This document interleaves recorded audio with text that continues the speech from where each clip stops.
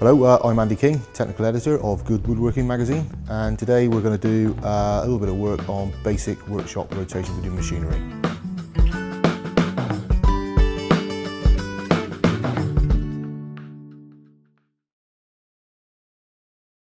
So we're now going to start a bit of sawing, but the problem is, obviously with the cameras set up the way they are, I'll be machining the wrong way around. So this is the joys of having wheels on your kit. Look, you just spin it round. How simple is that?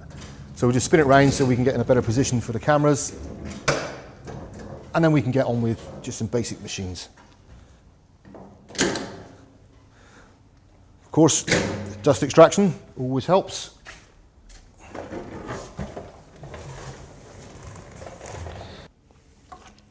Okay, so what we've got now is we're set up for doing some ripping. So we need to basically move this fence back out of the way so we can get the timber through. If your timber's too wide, you have to take it off, obviously, but in this situation, as long as we've got enough to slide through, they can stay in just to get out of the way just while we work. Fence. Now, you may find certain fences don't give you this option. You may find you've got a fence that goes right the way through like that. Now that is fine in itself. The biggest problem you've got is when you put natural timber through, it's got a tendency to bind. So as it binds, it gets very difficult because it is trapped at the back. It frees up stresses within the timber and you find a few problems. So ideally, you should be looking to pull your fence back so that it gives you enough room to push the timber through. So about halfway, just around about halfway mark, just slightly beyond. And then as the timber comes through, it doesn't get trapped at the back of the blade. And as you push it through, it all becomes clear of the cut.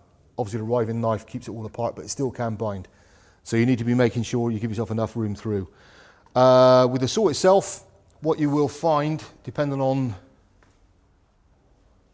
what you're looking at, I mean, the principle is you need to be giving yourself clearance here so that you're not going to get your fingers underneath. So it needs to be about sort of 10 mil really, 8 to 10 mil there. But also the problem you've got is clearing the gullet on the actual teeth. So you'll see a lot of saw manufacturers will tell you ours will cut 80 mil, whatever, which is fine, but when you've got 80 mil up there, what you tend to find is that's to the top of the tooth, which is all well and good, but you've got no clearance for the gullet. Ideally, any timber should be clearing up to that point there. So anything beyond that is really not doing the saw any favours because it's clogging all the time because the gullets can't clear out properly until they go right down through the bottom of the saw. So they want to be clearing up through. Again, you'll find some people will tell you drop the blade down if you're doing thinner materials, and that corresponds with that as well because the actual crown guard will come down with it, so it's safer obviously for timber coming underneath the crown guard. But also you'll find that in dropping it, what you end up with is a more of a shallow sweep of the blade coming through the work. It's not so much of a downward thrust onto the timber, so it can give a cleaner cut, especially on sheet materials. So it's just a little sort of tip, I suppose, that you can actually work on if you feel it's beneficial. So basically, crown guard is on. We're roughly in the right sort of neck of the woods as to where we want to be. Height-wise, you've got plenty of blade sticking through. Maybe just drop it down slightly.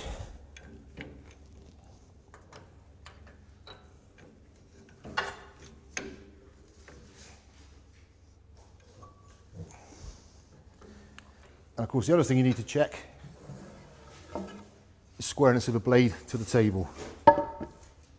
So obviously you just need to check your blade for square because you don't want to end up putting your timber through and finding out the blade's slightly out, because it means then all your timber then is slightly out of square and it means you've got to plane it all up again. You've got to take more timber off than you intended to do to get it back to square. So just a little check, that's all it is. It takes seconds, but always worth doing.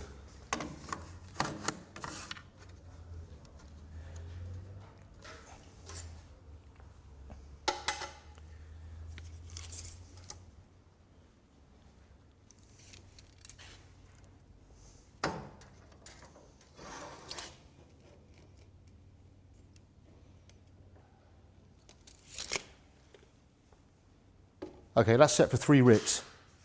So hopefully that will give us most of the components we need out of one piece, and I've got one more piece there. Here's what I cut earlier, as they say. So, okay, safety first, of course. So, on with the earphones and the goggles.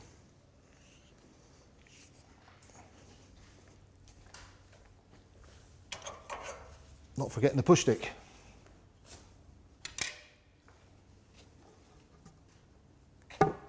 Extra check to make sure everything's up tight.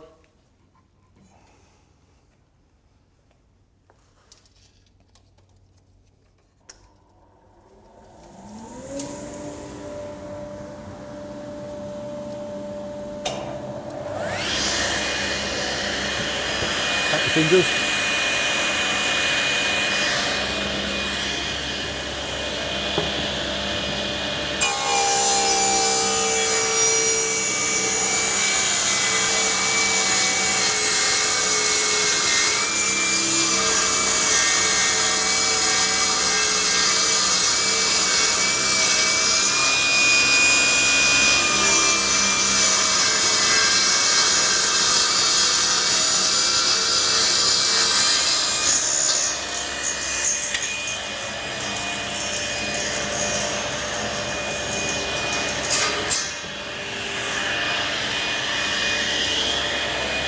You don't want to be feeding excessively quick, let the machine do the work. If you feel that they start to struggle, you just ease off a little bit as they do.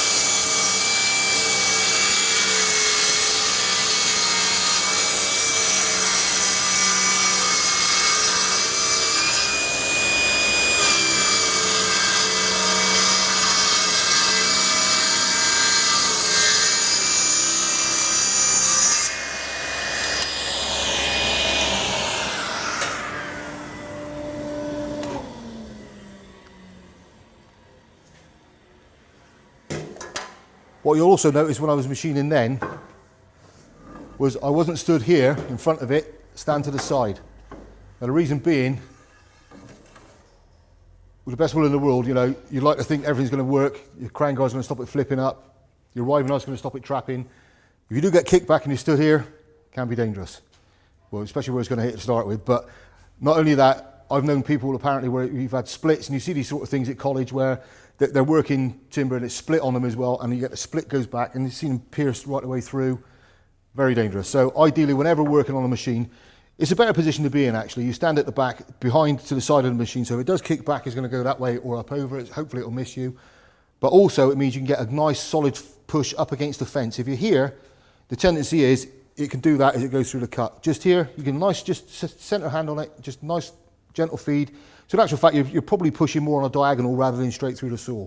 It gives you a bit more pressure, a bit more control, nice clean cutting. Okay, so we're at a stage now where we need to be looking at what we're going to do next in the way of dimensioning. Which now means cut into component length sizes, or do we go straight to the planer? So these are our 4 components, which will soon become 8. So now we're going to look at these and think, right, okay, they're invariably all going to be cut roughly in half. And they're all good sizes that you can actually work on the planer thicknesser and on the spindle moulder quite safely. They're not that short, you know, they've got good sizes. So I don't really want to be putting that through if I can help it, because you can check down through, and although that's pretty straight in both directions, always easier to keep it in an even shorter length, especially on planers. They've got reasonably short beds on them. If you find yourself you've got a planer like a big jointer, much the better, because then you can get your longer timbers over. And of course, this is a short project, but if you're doing a standard house door, for argument's sake, you're looking at timbers 7 feet long by the time you're allowing for the horns. So you really want a planer with long beds on it, and invariably you need good solid straight timber. So it's sort of 6 or 1/2 dozen of the others to what you want to do in that respect. For me, I always try and keep it down to component sizes as much as possible, unless, as I say, I'm doing short stuff, and I'll try and, you know, add it all up together to give me a better look at it. Okay, as we've got reasonably shortish components to work with, I'm now going to rip these 2 down to make the doorstop, which is going to be about 30mm finished, 30mm sawn, down about 25mm finish. So I'll set the saw up accordingly. Now, hopefully, as I said before, this little bit of shake, call it what you will, in the middle, hopefully that will go when I rip it. That will be on the waste side. So we'll just do that now, and then we'll go from there.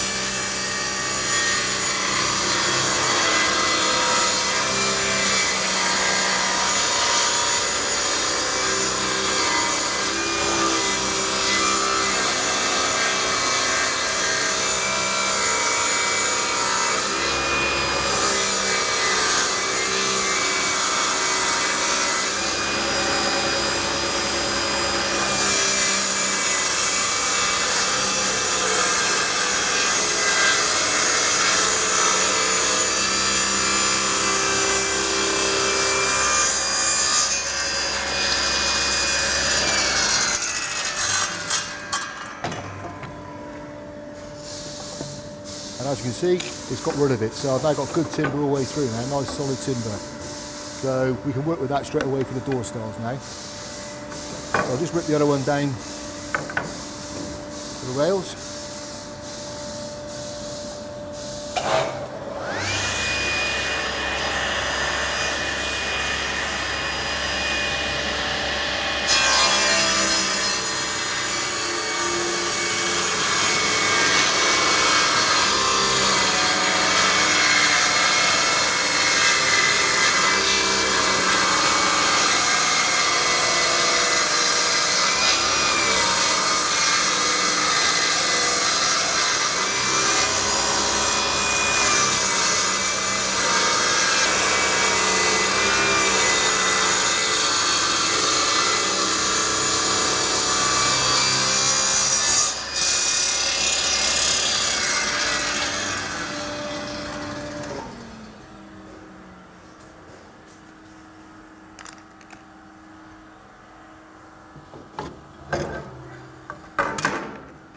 Okay, now we're ready to get dimension lengths and then off to the planer thicknesser.